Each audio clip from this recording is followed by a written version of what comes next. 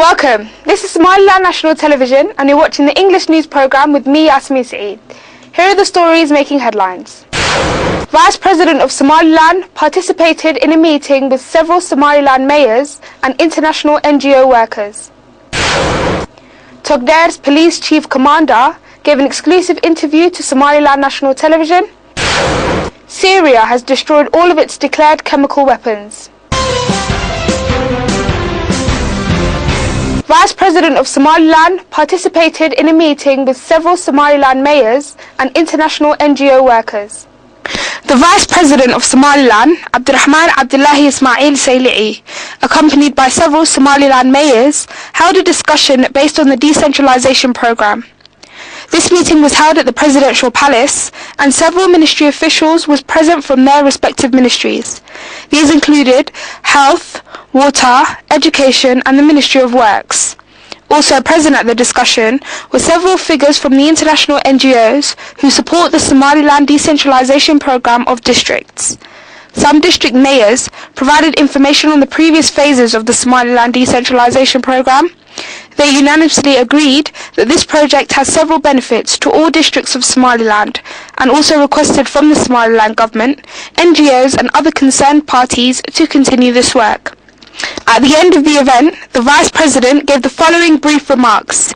He said, "This current project is a project of great importance for the advancement of Somaliland and its recognition as an international state." Somaliland Minister of Finance, Abdiaziz Mohamed Samaleh, gave an exclusive interview to Somaliland National Television reporters.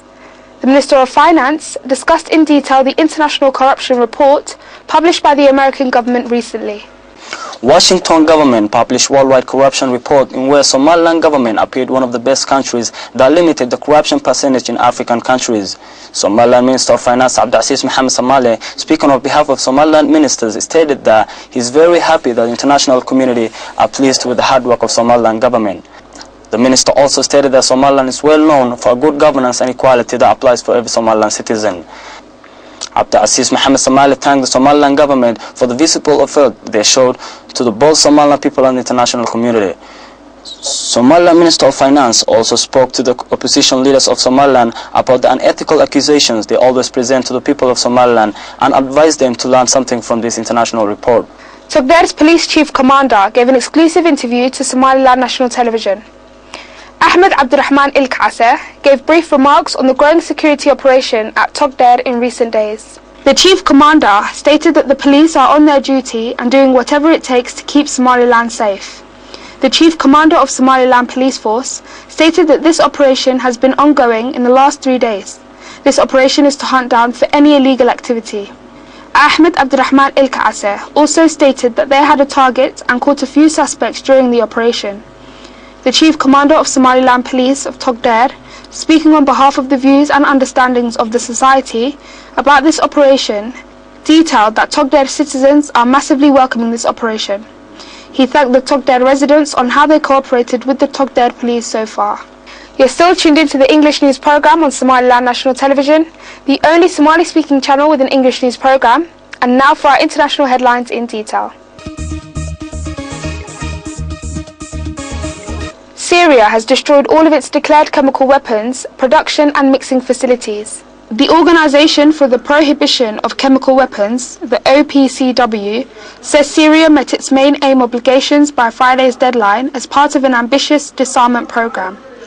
Under a Russian-American brokered deal, Damascus agreed to destroy all its chemical weapons after Washington threatened to use force in response to the killing of hundreds of people.